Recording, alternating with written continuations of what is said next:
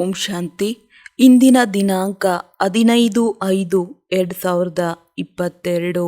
ಅವ್ಯಕ್ತ ಬಾಪ್ದಾದ ರಿವೈಸ್ 18/1/91. ವಿಶ್ವ ಕಲ್ಯಾಣಕಾರಿ ಆಗಲು ಸರ್ವ ಸ್ಮೃತಿಗಳಿಂದ ಸಂಪನ್ನ ಆಗಿ ಸರ್ವರಿಗೂ ಸಹಯೋಗ ಕೊಡಿ. ಇಂದು ಸಮರ್ಥ ತಂದೆ ತಮ್ಮ ಸ್ಮೃತಿ ಸ್ವರೂಪ ಮಕ್ಕಳನ್ನು ನೋಡಿ ಹರ್ಷಿತ ಆಗುತ್ತಿರುವರು. ವಿಶ್ವದ ದೇಶ ವಿದೇಶದ ಸರ್ವ ಮಕ್ಕಳು ಸ್ಮೃತಿ ದಿವಸವನ್ನು ಆಚರಿಸುತ್ತಿರುವರು. ಇಂದಿನ ಸ್ಮೃತಿ ದಿವಸ ಮಕ್ಕಳಿಗೆ ತಮ್ಮ ಬ್ರಾಹ್ಮಣ ಜೀವನ ಅರ್ಥಾತ್ ಸಮರ್ಥ ಜೀವನದ ಸ್ಮೃತಿ ತಂದುಕೊಡುತ್ತಿದೆ. ಏಕೆಂದರೆ ಬ್ರಹ್ಮ ತಂದೆಯ ಜೀವನ ಕಥೆಯ ಜೊತೆ ಬ್ರಾಹ್ಮಣ ಮಕ್ಕಳ ಜೀವನ ಕಥೆಯೂ ಇದೆ. ನಿರಾಕಾರ ತಂದೆ ಸಾಕಾರ ಬ್ರಹ್ಮ ಜೊತೆಗೆ ಬ್ರಾಹ್ಮಣರನ್ನು ರಚನೆ ಮಾಡಿದರು. ಆಗ ಬ್ರಾಹ್ಮಣರ ಮೂಲಕ ಅವಿನಾಶಿ ಯಜ್ಞದ ರಚನೆ ಆಯಿತು. ಬ್ರಹ್ಮ ತಂದೆ ನೀವು ಬ್ರಾಹ್ಮಣ ಮಕ್ಕಳ ಜೊತೆಗೆ ಸ್ಥಾಪನೆಗೆ ನಿಮಿತ್ತ ಆದರು. ಆದ್ದರಿಂದ ಬ್ರಹ್ಮ ತಂದೆಯ ಜೊತೆಗೆ ಆದಿ ಬ್ರಾಹ್ಮಣ ಆತ್ಮರ ಜೀವನ ಕಥೆ ಇದೆ. ಆದಿದೇವ ಬ್ರಹ್ಮ ಮತ್ತು ಆದಿ ಬ್ರಾಹ್ಮಣ ಇಬ್ಬರ ಮಹತ್ವ ಯಜ್ಞ ಸ್ಥಾಪನೆಯಲ್ಲಿ ಇದೆ. ಅನಾದಿ ತಂದೆ ಆದಿದೇವ ಬ್ರಹ್ಮ ಅವರ ಮೂಲಕ ಆದಿ ಬ್ರಾಹ್ಮಣರ ರಚನೆ ಮಾಡಿದರು ಮತ್ತು ಆದಿ ಬ್ರಾಹ್ಮಣರು ಅನೇಕ ಬ್ರಾಹ್ಮಣರ ವೃದ್ಧಿ ಮಾಡಿದರು. ಇದೇ ಸ್ಥಾಪನೆಯ ಬ್ರಹ್ಮ ತಂದೆಯ ಕತೆ ಇಂದಿನ ಸ್ಮೃತಿ ದಿನದಂದು ವರ್ಣನೆ ಮಾಡುತ್ತೀರಿ. ಸ್ಮೃತಿ ದಿವಸ ಎಂದು ಹೇಳುತ್ತೀರಿ ಅಂದ ಮೇಲೆ ಕೇವಲ ಬ್ರಹ್ಮ ತಂದೆಯನ್ನು ನೆನಪು ಮಾಡಿದ್ದೀರಿ ಅಥವಾ ಬ್ರಹ್ಮ ತಂದೆಯ ಮೂಲಕ ಯಾವ ಸ್ಮೃತಿಯನ್ನು ತಂದೆ ತರಿಸಿಕೊಟ್ಟಿದ್ದಾರೆ ಆ ಎಲ್ಲ ಸ್ಮೃತಿಗಳು ಸ್ಮೃತಿಯಲ್ಲಿ ಬಂದಿದೆ. ಆದಿಯಿಂದ ಇಲ್ಲಿಯವರೆಗೆ ಏನೇನು ಸ್ಮೃತಿಗಳನ್ನು ತಂದು ಕೊಟ್ಟಿರುವರು ನೆನಪಿದೆಯೇ? ಅಮೃತ ವೇಳೆಯಿಂದ ರಾತ್ರಿಯವರೆಗೂ ಸರ್ವ ಸ್ಮೃತಿಗಳನ್ನು ಎದುರಿಗೆ ತಂದುಕೊಳ್ಳಿ. ಒಂದು ದಿನದಲ್ಲಿ ಪೂರ್ಣ ಆಗುತ್ತದೆಯೇ? ದೊಡ್ಡ ಪಟ್ಟಿ ಇದೆ ಅಲ್ಲವೇ? ಸ್ಮೃತಿ ಸಪ್ತಾಹ ಆಚರಿಸಿದರೂ ವಿಸ್ತಾರ ತುಂಬ ಇದೆ. ಏಕೆಂದರೆ ಕೇವಲ ರಿವೈಸ್ ಮಾಡುವುದಲ್ಲ, ಆದರೆ ಅನುಭೂತಿ ಮಾಡುತ್ತೀರಿ. ಆದ್ದರಿಂದ ಸ್ಮೃತಿ ಸ್ವರೂಪ ಎಂದು ಹೇಳುತ್ತೀರಿ. ಸ್ವರೂಪ ಅರ್ಥಾತ್ ಸರ್ವ ಸ್ಮೃತಿಯ ಅನುಭೂತಿ. ನೀವು ಸ್ಮೃತಿ ಸ್ವರೂಪ ಆಗುತ್ತೀರಿ ಮತ್ತು ಭಕ್ತರು ಕೇವಲ ಸ್ಮರಣೆ ಮಾಡುತ್ತಾರೆ. ಹಾಗಾದರೆ ಯಾವ ಯಾವ ಸ್ಮೃತಿಗಳನ್ನು ಅನುಭವ ಮಾಡಿರುವಿರಿ? ಅದರ ವಿಸ್ತಾರ ಅಂತೂ ಬಹಳ ದೊಡ್ಡದಾಗಿದೆ. ತಂದೆಯ ಪರಿಚಯ ದೊಡ್ಡದಿದೆ. ಆದರೆ ನೀವು ಸಾರ ರೂಪದಲ್ಲಿ 5 ಮಾತಿನಲ್ಲಿ ಪರಿಚಯ ಕೊಡುತ್ತೀರಿ. ಅದೇ ರೀತಿ ಸ್ಮೃತಿಯ ವಿಸ್ತಾರವನ್ನು 5 ಮಾತಿನಲ್ಲಿ ಸಾರ ರೂಪದಲ್ಲಿ ತನ್ನಿರಿ. ಏನೆಂದರೆ ಆದಿಯಿಂದ ಇಲ್ಲಿಯವರೆಗೆ ಬಾಪ್ದಾದ ಅವರು ಎಷ್ಟು ಹೆಸರನ್ನು ಸ್ಮೃತಿಗೆ ತಂದು ಕೊಟ್ಟಿದ್ದಾರೆ. ಎಷ್ಟು ಹೆಸರು ಇರಬಹುದು? ವಿಸ್ತಾರ ಇದೆ ಅಲ್ಲವೇ? ಒಂದೊಂದು ಹೆಸರನ್ನು ಸ್ಮೃತಿಗೆ ತಂದುಕೊಳ್ಳಿ ಮತ್ತು ಸ್ವರೂಪ ಆಗಿ ಅನುಭವ ಮಾಡಿರಿ. ಕೇವಲ ರಿಪೀಟ್ ಮಾಡುವುದಲ್ಲ. ಸ್ಮೃತಿ ಸ್ವರೂಪ ಆಗುವ ಆನಂದ ಅತಿ ನ್ಯಾರ ಮತ್ತು ಪ್ಯಾರ ಆಗಿದೆ.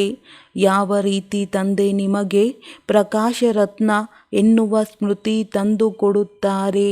ತಂದೆಯ ಕಣ್ಣಿನ ಬೆಳಕು. ಬೆಳಕಿನ ವಿಶೇಷತೆ ಏನಾಗಿದೆ? ಬೆಳಕಿನ ಕರ್ತವ್ಯ ಏನಾಗಿರುತ್ತದೆ? ಬೆಳಕಿನ ಶಕ್ತಿ ಎಂತಹದ್ದಾಗಿರುತ್ತದೆ? ಇಂತಹ ಅನುಭೂತಿಗಳನ್ನು ಮಾಡಿರಿ ಅರ್ಥಾತ್ ಸ್ಮೃತಿ ಸ್ವರೂಪ ಆಗಿರಿ. ಇದೇ ರೀತಿ ಪ್ರತಿಯೊಂದು ಹೆಸರಿನ ಸ್ಮೃತಿ ಅನುಭವ ಮಾಡುತ್ತೀರಿ. ಇದು ಒಂದು ದೃಷ್ಟಾಂತ ರೂಪದಲ್ಲಿ ಹೇಳಿದೆವು. ಇಂತಹ ಶ್ರೇಷ್ಠ ಸ್ವರೂಪದ ಸ್ಮೃತಿಗಳು ಎಷ್ಟು ಇವೆ? ನೀವು ಬ್ರಾಹ್ಮಣರ ಎಷ್ಟು ರೂಪಗಳಿವೆ? ತಂದೆಯ ರೂಪ, ಬ್ರಾಹ್ಮಣರ ರೂಪ, ಆಗಿದೆ. ಆ ಎಲ್ಲ ರೂಪಗಳ ಸ್ಮೃತಿಯ ಅನುಭವ ಮಾಡಿರಿ. ನಾಮ, ಗುಣ, ರೂಪ, ಅನಾದಿ, ಆದಿ ಮತ್ತು ಈಗಿನ ಬ್ರಾಹ್ಮಣ ಜೀವನದ ಸರ್ವ ಗುಣಗಳ ಸ್ಮೃತಿ ಸ್ವರೂಪ ಆಗಿರಿ.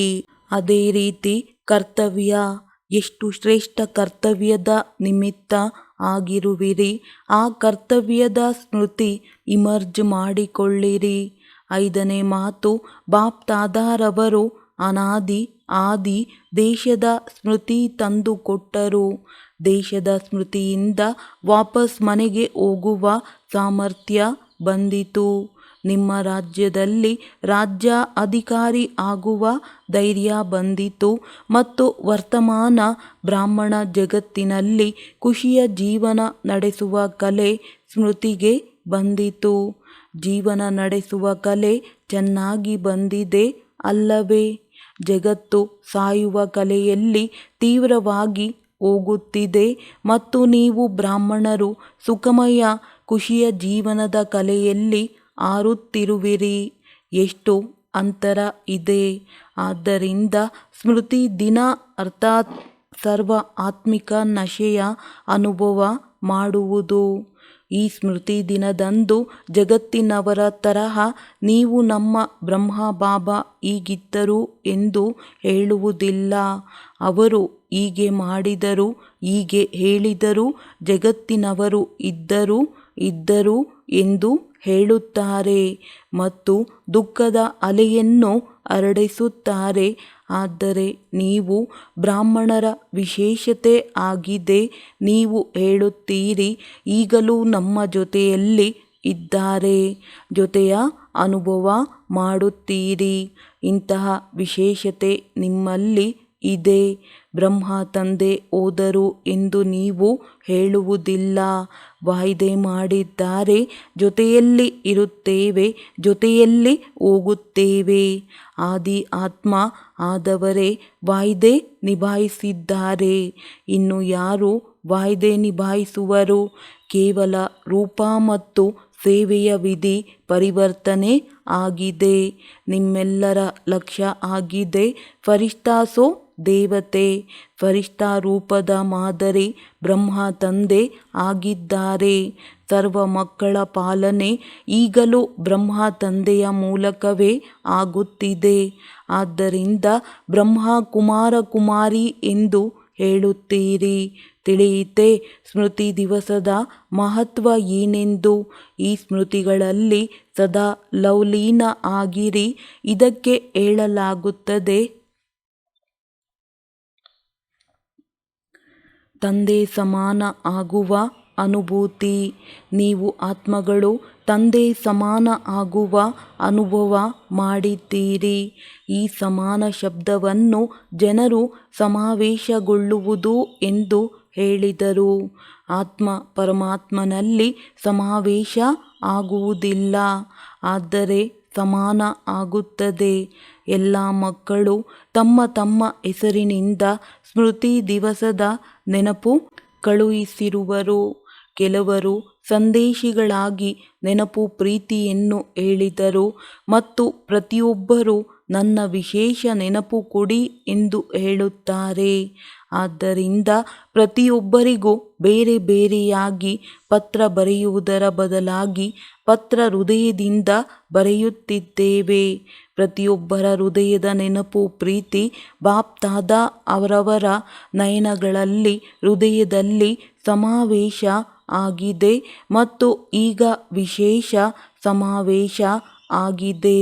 ವಿಶೇಷ ನೆನಪು ಮಾಡುವವರನ್ನು ಬಾಪ್ ದಾದಾ ಈಗಲೂ ವಿಶೇಷವಾಗಿ ಇಮರ್ಜ್ ಮಾಡಿಕೊಂಡು ನೆನಪು ಪ್ರೀತಿಯನ್ನು ಕೊಡುತ್ತಿರುವರು. ಪ್ರತಿಯೊಬ್ಬರ ಹೃದಯದ ಉಮಂಗ ಮತ್ತು ಹೃದಯದ ವಾರ್ತಾಲಾಪ, ಹೃದಯದ ಸ್ಥಿತಿಗತಿ ಹೃದಯ ರಾಮನ ಬಳಿ ತಲುಪಿದೆ. ಬಾಪ್ ದಾದಾ ಸರ್ವ ಮಕ್ಕಳಿಗೆ ಇದೇ ಸ್ಮೃತಿಯನ್ನು ತಂದು ಕೊಡುತ್ತಿರುವರು. ಏನೆಂದರೆ ನೀವು ಸದಾ ಹೃದಯದ ಜೊತೆ ಇರುವಿರಿ, ಸೇವೆಯಲ್ಲಿ ಜೊತೆ ಇರುವಿರಿ ಮತ್ತು ಸ್ಥಿತಿಯಲ್ಲಿ ಸದಾ ಸಾಕ್ಷಿ ಇರುವಿರಿ. ಆದ್ದರಿಂದ ಸದಾ ಮಾಯಾಜೀತದ ಬಾವುಟ ಹಾರುತ್ತಿರುತ್ತದೆ. ಯಾವುದೋ ಹೊಸದಲ್ಲ ಎನ್ನುವ ಪಾಠ ಎಲ್ಲ ಮಕ್ಕಳಿಗೂ ಪ್ರತಿ ಪರಿಸ್ಥಿತಿಯಲ್ಲಿ ಸದಾ ಸ್ಮೃತಿಯಲ್ಲಿರಬೇಕು. ಬ್ರಾಹ್ಮಣ ಜೀವನ ಅರ್ಥಾತ್ ಪ್ರಶ್ನಾರ್ಥಕ ಚಿಹ್ನೆ ಮತ್ತು ಆಶ್ಚರ್ಯದ ಚಿಹ್ನೆ ಇರಲು ಸಾಧ್ಯವಿಲ್ಲ. ಎಷ್ಟು ಬಾರಿ ಈ ಸಮಾಚಾರ ಕೇಳಿರಬಹುದು, ಯಾವುದೋ ದೇಶದಲ್ಲಿ ಯುದ್ಧ ನಡೆದಿದೆ, ಇದು ಹೊಸ ಸಮಾಚಾರ ಏನು? ಬ್ರಾಹ್ಮಣ ಜೀವನ ಅರ್ಥಾತ್ ಪ್ರತಿ ಸಮಾಚಾರ ಕೇಳುತ್ತಾ ಕಲ್ಪದ ಹಿಂದಿನ ಸ್ಮೃತಿಯಿಂದ ಸಮರ್ಥ ಆಗಿರಬೇಕು. ಏನು ನಡೆಯಬೇಕಾಗಿತ್ತು ಅದು ನಡೆಯುತ್ತಿದೆ, ಆದ್ದರಿಂದ ಏನಾಗುವುದು? ಈ ಪ್ರಶ್ನೆ ಬರಲು ಸಾಧ್ಯ ಇಲ್ಲ. ತ್ರಿಕಾಲದರ್ಶಿ ಆಗಿರುವಿರಿ. ಡ್ರಾಮಾದ ಆದಿ ಮಧ್ಯ ಅಂತ್ಯ ತಿಳಿದವರಾಗಿರುವಿರಿ. ಅಂದ ಮೇಲೆ ವರ್ತಮಾನವನ್ನು ತಿಳಿದಿಲ್ಲವೇ? ಭಯಪಡುವುದಿಲ್ಲ ತಾನೇ? ಬ್ರಾಹ್ಮಣ ಜೀವನದಲ್ಲಿ ಪ್ರತಿ ಹೆಜ್ಜೆಯಲ್ಲಿ ಕಲ್ಯಾಣ ಇದೆ. ಭಯಪಡುವ ಮಾತಿಲ್ಲ. ನಿಮ್ಮೆಲ್ಲರ ಕರ್ತವ್ಯ ಆಗಿದೆ ನಿಮ್ಮ ಶಾಂತಿಯ ಶಕ್ತಿಯಿಂದ ಅಶಾಂತ ಆತ್ಮರಿಗೆ ಶಾಂತಿಯ ಕಿರಣಗಳನ್ನು ಕೊಡುವುದು. ನಿಮ್ಮವರೇ ಆಗಿರುವ ಸಹೋದರ ಸಹೋದರಿ ಆಗಿರುವರು. ಆದ್ದರಿಂದ ನಿಮ್ಮ ಈಶ್ವರೀಯ ಪರಿವಾರದ ಸಂಬಂಧದಿಂದ ಸಹಯೋಗಿ ಆಗಿರಿ. ಯುದ್ಧ ಎಷ್ಟು ತೀವ್ರಗತಿಯದ್ದಾಗಿರುತ್ತದೆ ಅಷ್ಟು ನೀವು ಯೋಗಿ ಆತ್ಮರ ಯೋಗ ಅವರಿಗೆ ಶಾಂತಿಯ ಸಹಯೋಗ ಕೊಡುತ್ತದೆ. ಆದ್ದರಿಂದ ಇನ್ನೂ ಹೆಚ್ಚು ಸಮಯ ತೆಗೆದು ಶಾಂತಿಯ ಸಹಯೋಗ ಕೊಡಿ. ಇದಾಗಿದೆ ಬ್ರಾಹ್ಮಣ ಆತ್ಮರಾದ ನಿಮ್ಮ ಕರ್ತವ್ಯ. ಸರ್ವಸ್ಮೃತಿ ಸ್ವರೂಪ ಶ್ರೇಷ್ಠ ಆತ್ಮರಿಗೆ ಸದಾ ತಂದೆಯ ಸಮಾನ ಲಕ್ಷ್ಯ ಮತ್ತು ಲಕ್ಷಣ ಧಾರಣೆ ಮಾಡುವಂತಹ ಆತ್ಮರಿಗೆ ಸದಾ ಸ್ವಯಂವನ್ನು ತಂದೆಯ ಜೊತೆ ಅನುಭವ ಮಾಡುವಂತಹ ಸಮೀಪ ಆತ್ಮರಿಗೆ ಸದಾ ಯಾವುದೂ ಹೊಸತಲ್ಲ ಎನ್ನುವ ಪಾಠವನ್ನು ಸಹಜ ಸ್ವರೂಪದಲ್ಲಿ ತರುವಂತಹ ಸದಾ ವಿಶ್ವ ಕಲ್ಯಾಣಕಾರಿ ಆಗಿ ವಿಶ್ವದ ಆತ್ಮಗಳಿಗೆ ಸಹಯೋಗ ಕೊಡುವಂತಹ ಇಂತಹ ಸದಾ ವಿಜಯೀ ರತ್ನ ಆದವರಿಗೆ ಬಾಪ್ದಾದರವರ ನೆನಪು, ಪ್ರೀತಿ ಮತ್ತು ನಮಸ್ತೆ. ಪಾರ್ಟಿಗಳ ಜೊತೆ, ದಾದಿಯವರ ಜೊತೆ, ಆದಿ ಬ್ರಾಹ್ಮಣರ ಮಾಲೆ, ಬ್ರಹ್ಮ ತಂದೆಯ ಜೊತೆ ಆದಿ ಆತ್ಮರು ನಿಮಿತ್ತ ಆಗಿರುವಿರಿ. ಆದಿ ಬ್ರಾಹ್ಮಣರ ಮಹತ್ವ ಬಹಳ ಇದೆ. ಸ್ಥಾಪನೆ, ಪಾಲನೆ ಮತ್ತು ಪರಿವರ್ತನೆ. ವಿನಾಶ ಶಬ್ದ ಸ್ವಲ್ಪ ಔಪಚಾರಿಕ ಆಗುತ್ತದೆ. ಆದ್ದರಿಂದ ಸ್ಥಾಪನೆ, ಪಾಲನೆ ಮತ್ತು ವಿಶ್ವ ಪರಿವರ್ತನೆ ಮಾಡುವುದರಲ್ಲಿ ಆದಿ ಬ್ರಾಹ್ಮಣರ ವಿಶೇಷ ಕರ್ತವ್ಯ ಆಗಿದೆ. ಶಕ್ತಿಯರ ಪೂಜೆ ಬಹಳ ವೈಭವದಿಂದ ನಡೆಯುತ್ತದೆ. ನಿರಾಕಾರ ತಂದೆ ಮತ್ತು ಬ್ರಹ್ಮ ತಂದೆಯ ಪೂಜೆ ಇಷ್ಟು ವೈಭವದಿಂದ ನಡೆಯುವುದಿಲ್ಲ. ಬ್ರಹ್ಮನ ಮಂದಿರವೂ ಸಹ ಬಹಳ ಗುಪ್ತ ಆಗಿದೆ. ಆದರೆ ಶಕ್ತಿ ಸೇನೆ ಭಕ್ತಿಯಲ್ಲಿಯೂ ಸಹ ಬಹಳ ಪ್ರಸಿದ್ಧ ಇದೆ. ಆದ್ದರಿಂದ ಅಂತ್ಯದವರೆಗೆ ಸ್ಟೇಜಿನ ಮೇಲೆ ವಿಶೇಷ ಮಕ್ಕಳ ಪಾತ್ರ ಇದೆ. ಬ್ರಹ್ಮ ಅವರದ್ದು ಗುಪ್ತ ಪಾತ್ರ ಇದೆ. ಅವ್ಯಕ್ತ ರೂಪ ಅರ್ಥಾತ್ ಗುಪ್ತ ಬ್ರಾಹ್ಮಣರನ್ನು ತಯಾರು ಮಾಡಿದರು ಮತ್ತು ಬ್ರಹ್ಮ ಅವರ ಪಾತ್ರ ಗುಪ್ತ ಆಗಿಬಿಟ್ಟಿತು. ಸರಸ್ವತಿಯನ್ನು ಸಹ ಗುಪ್ತ ತೋರಿಸುತ್ತಾರೆ, ಏಕೆಂದರೆ ಅವರದ್ದು ನಾಟಕದಲ್ಲಿ ಗುಪ್ತ ಪಾತ್ರ ನಡೆಯುತ್ತಿದೆ. ಆದಿ ಬ್ರಾಹ್ಮಣ ಆತ್ಮರು ಪರಸ್ಪರ ಸಮೀಪ ಇರುವರು ಮತ್ತು ಶಕ್ತಿಶಾಲಿ ಆಗಿರುವರು. ಶರೀರವು ದುರ್ಬಲ ಇಲ್ಲ, ಶಕ್ತಿಶಾಲಿ ಆಗಿದೆ. ದಾದಿ ಜಾನಕಿಯವರಿಗೆ ಇದಂತೂ ಮಧ್ಯದಲ್ಲಿ ಸ್ವಲ್ಪ ವಿಶ್ರಾಂತಿ ಪಡೆಯುವ ಸಾಧನ ಆಯಿತು. ಇನ್ನೇನು ಇಲ್ಲ, ನೀವು ವಿಶ್ರಾಂತಿಯನ್ನೇ ತೆಗೆದುಕೊಳ್ಳುವುದಿಲ್ಲ. ವಿಶ್ರಾಂತಿ ಪಡೆಯಲು ಏನಾದರೂ ಕಾರಣ ಆಗುತ್ತದೆ. ಎಲ್ಲ ದಾದಿಯರಲ್ಲಿ ಪ್ರೇಮ ಇದೆ ಅಲ್ಲವೇ? ತಂದೆಯ ಜೊತೆಗೆ ನಿಮಿತ್ತ ಆಗಿರುವ ಆದಿ ಬ್ರಾಹ್ಮಣರೊಂದಿಗೆ ಸಹ ಪ್ರೀತಿ ಇದೆ. ಆದ್ದರಿಂದ ನಿಮ್ಮೆಲ್ಲರ ಪ್ರೀತಿಯ ಆಶೀರ್ವಾದಗಳು, ಶುಭ ಭಾವನೆ ಬ್ರಾಹ್ಮಣ ಆತ್ಮರನ್ನು ಆರೋಗ್ಯವಂತರನ್ನಾಗಿ ಇಡುತ್ತದೆ. ಚೆನ್ನಾಗಿದೆ. ಶಾಂತಿಯ ಸೇವೆಯ ಪಾತ್ರ ಚೆನ್ನಾಗಿರುವುದು ಸಿಕ್ಕಿದೆ.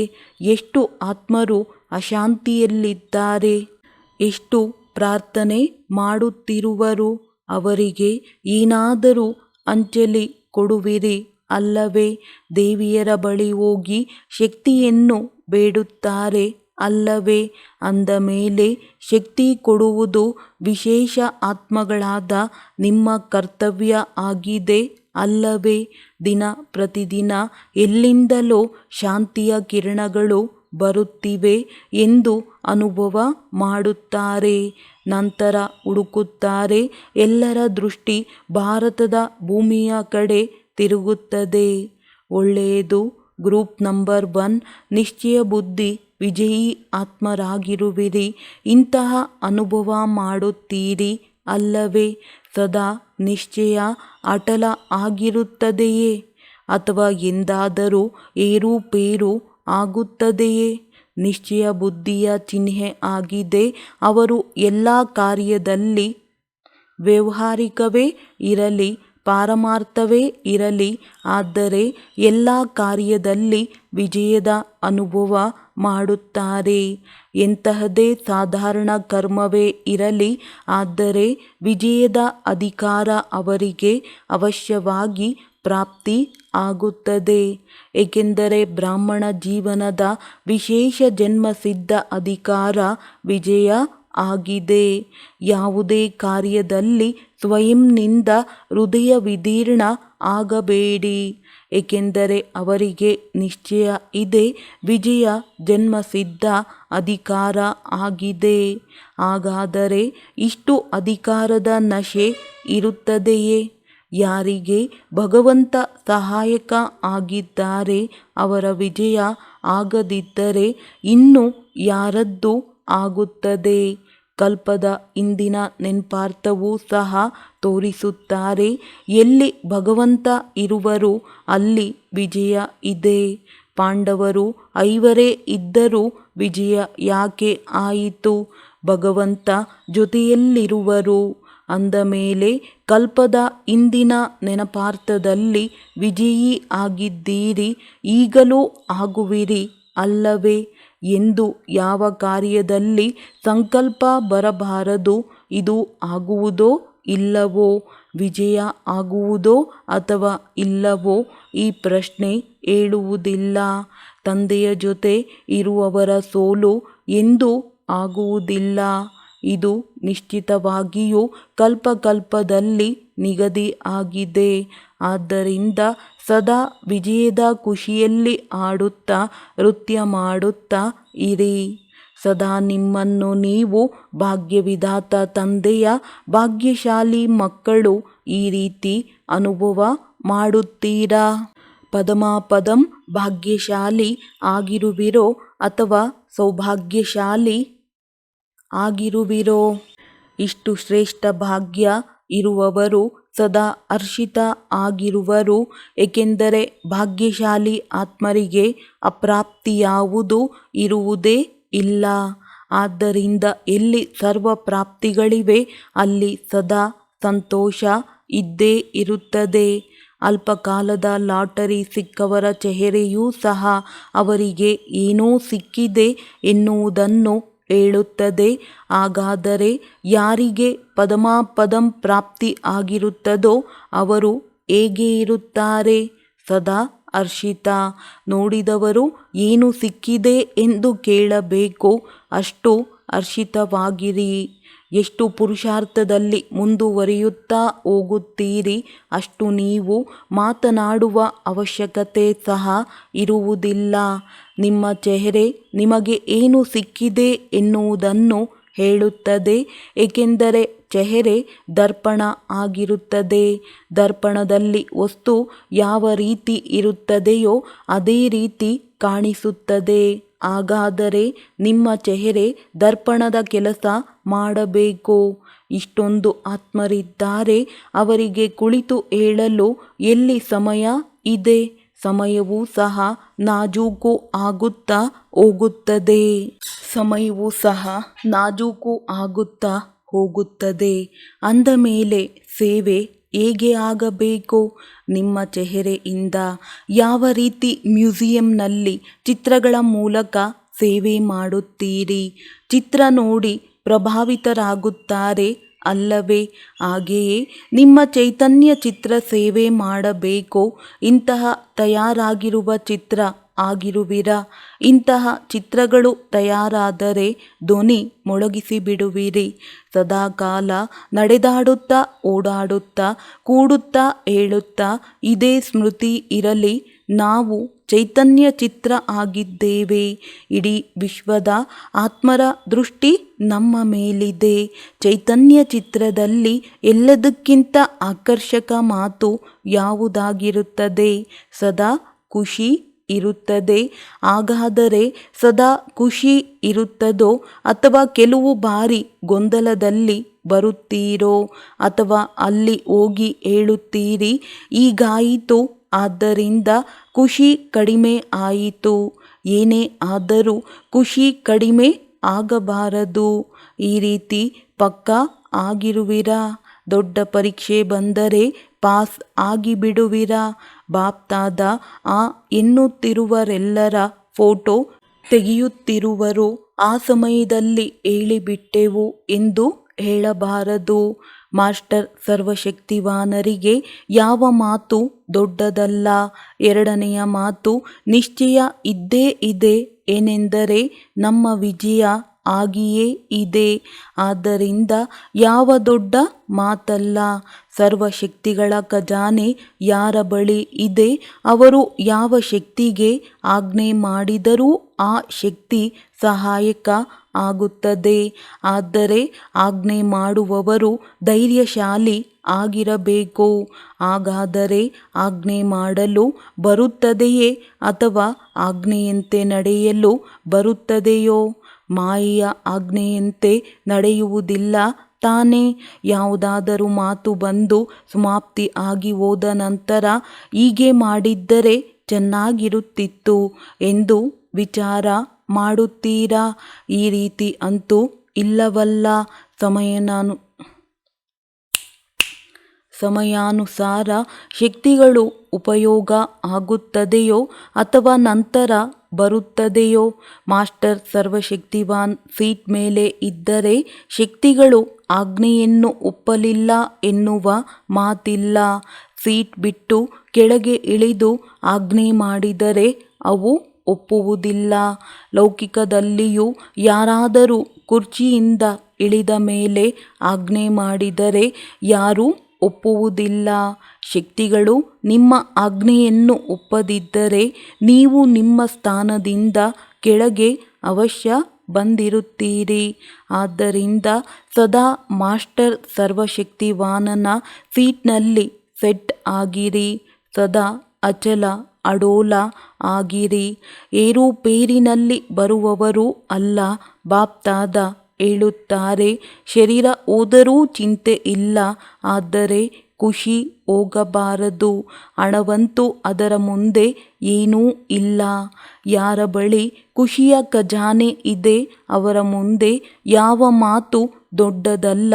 ಮತ್ತು ಬಾಪ್ತಾದ ಸದಾ ಸಹಯೋಗಿ ಸೇವಾದಾರಿ ಮಕ್ಕಳ ಜೊತೆಯಲ್ಲಿರುವರು. ಮಗು ತಂದೆಯ ಜೊತೆ ಇರುವಾಗ ದೊಡ್ಡ ಮಾತು ಯಾವುದು? ಆದ್ದರಿಂದ ಹೆದರುವ ಮಾತು ಇಲ್ಲ. ತಂದೆ ಇರುವಾಗ ಮಕ್ಕಳಿಗೆ ಯಾವ ಚಿಂತೆ ಇದೆ? ತಂದೆ ಅಂತೂ ಭರ್ಪೂರ್ ಆಗಿರುವರು. ಯಾವುದಾದರೂ ಯುಕ್ತಿಯಿಂದ ಮಕ್ಕಳ ಪಾಲನೆ ಮಾಡಲೇಬೇಕಾಗಿದೆ. ಆದ್ದರಿಂದ ನಿಶ್ಚಿಂತ. ದುಃಖಧಾಮದಲ್ಲಿ ಸುಖಧಾಮದ ಸ್ಥಾಪನೆ ಮಾಡುತ್ತಿರುವಿರಿ ಅಂದ ಮೇಲೆ ದುಃಖಧಾಮದಲ್ಲಿ ಏರುಪೇರಂತೂ ಆಗಿಯೇ ಆಗುತ್ತದೆ. ಬೇಸಿಗೆ ಕಾಲದಲ್ಲಿ ಸೆಕೆ ಆಗುವುದಲ್ಲವೇ? ಆದರೆ ತಂದೆಯ ಮಕ್ಕಳು ಸದಾ ಸುರಕ್ಷಿತವಾಗಿರುವರು. ಏಕೆಂದರೆ ತಂದೆಯ ಜೊತೆ ಇದ್ದೀರಿ. ಸರ್ವ ಮಕ್ಕಳ ಪ್ರತಿ ಬಾಪ್ದಾದಾರವರ ಸಂದೇಶ. ಸರ್ವ ತಪಸ್ವಿ ಮಕ್ಕಳ ಪ್ರತಿ ನೆನಪು ಪ್ರೀತಿ. ನೋಡಿ ಮಕ್ಕಳೇ, ಸಮಯದ ಸಮಾಚಾರವನ್ನು ಕೇಳುತ್ತಾ ಶ್ರೇಷ್ಠಾತಿಶ್ರೇಷ್ಠ ಸಾಕ್ಷಿತನದ ಆಸನದಲ್ಲಿ ಮತ್ತು ನಿಶ್ಚಿಂತ ಚಕ್ರವರ್ತಿಯ ಸಿಂಹಾಸನದಲ್ಲಿ ಕುಳಿತು ಎಲ್ಲ ಆಟ ನೋಡುತ್ತಿರುವಿರಿ ಅಲ್ಲವೇ? ಈ ಬ್ರಾಹ್ಮಣ ಜೀವನದಲ್ಲಿ ಸ್ವಪ್ನದಲ್ಲಿಯೂ ಎದುರುವ ಸಂಕಲ್ಪ ಬರಲು ಸಾಧ್ಯ ಇಲ್ಲ. ಇದಂತೂ ತಪಸ್ಯ ವರ್ಷದಲ್ಲಿ ಲಗನ್ನ ಅಗ್ನಿಯಲ್ಲಿ ಬೇಅದ್ನ ವೈರಾಗ್ಯ ವೃತ್ತಿಯನ್ನು ಪ್ರಜ್ವಲಿತ ಮಾಡಲು ಗಾಳಿ ಹಾಕಲಾಗುತ್ತಿದೆ. ನೀವು ತಂದೆಯ ಸಮಾನ ಆಗುವ ಸಂಕಲ್ಪ ಮಾಡಿದ್ದೀರಿ, ಅರ್ಥಾತ್ ವಿಜಯದ ಬಾವುಟ ಹಾರಿಸುವ ಯೋಜನೆ ಮಾಡಿದ್ದೀರಿ. ಅಂದ ಮೇಲೆ ಇನ್ನೊಂದು ಕಡೆ ಸಮಾಪ್ತಿಯ ಹಲ್ಚಲ್ ಸಹ ಜೊತೆಯಲ್ಲಿ ನಿಗದಿಯಾಗಿದೆ ಅಲ್ಲವೇ? ರಿಹರ್ಸಲ್ ಸಹ ಡ್ರಾಮಾದ ರೀಲನ್ನು ಸಮಾಪ್ತಿ ಮಾಡುವ ಸಾಧನ ಆಗಿದೆ. ಆದ್ದರಿಂದ ಯಾವುದೂ ಹೊಸದಲ್ಲ. ಸಮಯದ ಪರಿಸ್ಥಿತಿ ಪ್ರಮಾಣ ಬಂದು ಹೋಗುವುದರಲ್ಲಿ ಅಥವಾ ಯಾವುದಾದರೂ ವಸ್ತು ಸಿಗುವುದರಲ್ಲಿ ಸೆಣಸಾಟ ಆದರೂ ಮನಸ್ಸಿನ ಸಂಕಲ್ಪದಲ್ಲಿ ಎಂದೂ ಸೆಣಸಾಟ ಆಗಬಾರದು. ಎಲ್ಲಿ ಎಂತಹ ಪರಿಸ್ಥಿತಿಯಲ್ಲಿರಲಿ ದಿಲ್ ಖುಷ್ ಮಿಠಾಯಿ ತಿನ್ನುತ್ತೀರಿ, ಖುಷಿಯಿಂದ ಇರಿ, ಫರಿಷ್ಠೆಗಳಂತೆ ಹಾರುತ್ತೀರಿ. ಜೊತೆಗೆ ಇಂತಹ ಸಮಯದಲ್ಲಿ ಪ್ರತಿ ಸೆಂಟರ್ನಲ್ಲಿ ತಪಸ್ಸಿನ ಕಾರ್ಯಕ್ರಮ ನಡೆಯುತ್ತಿರಲಿ. ಯಾರು ಎಷ್ಟು ಹೆಚ್ಚು ಸಮಯ ತೆಗೆಯಲು ಸಾಧ್ಯ ಅಷ್ಟು ಶಾಂತಿಯ ಸಹಯೋಗ ಕೊಡಿ. ಒಳ್ಳೆಯದು. ಓಂ ಶಾಂತಿ. ವರದಾನ: ಸರ್ವ ಖಜಾನೆಗಳಿಂದ ಸಂಪನ್ನರಾಗಿ ಪ್ರತಿ ಸಮಯ ಸೇವೆಯಲ್ಲಿ ವ್ಯಸ್ತವಾಗಿರುವ ವಿಶ್ವ ಕಲ್ಯಾಣಕಾರಿ ಭವ. ವಿಶ್ವ ಕಲ್ಯಾಣಕ್ಕೆ ನಿಮಿತ್ತವಾಗಿರುವ ಆತ್ಮರು ಮೊದಲು ಸ್ವಯಂ ಸರ್ವ ಖಜಾನೆಗಳಿಂದ ಸಂಪನ್ನರಾಗಿರುವರು. ಒಂದು ವೇಳೆ ಜ್ಞಾನದ ಖಜಾನೆ ಇದ್ದರೆ ಪೂರ್ಣ ಜ್ಞಾನವಿರಲಿ, ಯಾವುದೇ ಕೊರತೆ ಇರದಿದ್ದರೆ ಸಂಪನ್ನರೆಂದು ಹೇಳುತ್ತಾರೆ. ಕೆಲವರ ಬಳಿ ಖಜಾನೆಗಳಿದ್ದರೂ ಸಮಯದಲ್ಲಿ ಕಾರ್ಯದಲ್ಲಿ ಉಪಯೋಗಿಸಲು ಸಾಧ್ಯವಿಲ್ಲ. ಸಮಯ ಕಳೆದು ಹೋದ ನಂತರ ಯೋಚಿಸುತ್ತಾರೆ. ಅಂಥವರನ್ನು ಫುಲ್ ಸಂಪನ್ನ ಎಂದು ಹೇಳುವುದಿಲ್ಲ. ವಿಶ್ವ ಕಲ್ಯಾಣಕಾರಿ ಆತ್ಮರು ಮನಸ ವಾಚ ಕರ್ಮಣ ಸಂಬಂಧ ಸಂಪರ್ಕದಲ್ಲಿ ಪ್ರತಿ ಸಮಯದಲ್ಲಿಯೂ ಸೇವೆಯಲ್ಲಿ ವ್ಯಸ್ತರಾಗಿರುತ್ತಾರೆ. ಸ್ಲೋಗನ್: ಜ್ಞಾನ ಹಾಗೂ ಯೋಗದ ಸ್ವಭಾವವನ್ನಾಗಿ ಮಾಡಿಕೊಳ್ಳುತ್ತೀರೆಂದರೆ ಪ್ರತಿ ಕರ್ಮವೂ ಸ್ವಾಭಾವಿಕವಾಗಿ ಶ್ರೇಷ್ಠ ಹಾಗೂ ಯುಕ್ತಿಯುಕ್ತವಾಗಿರುತ್ತದೆ. ಒಳ್ಳೆಯದು. ಓಂ ಶಾಂತಿ.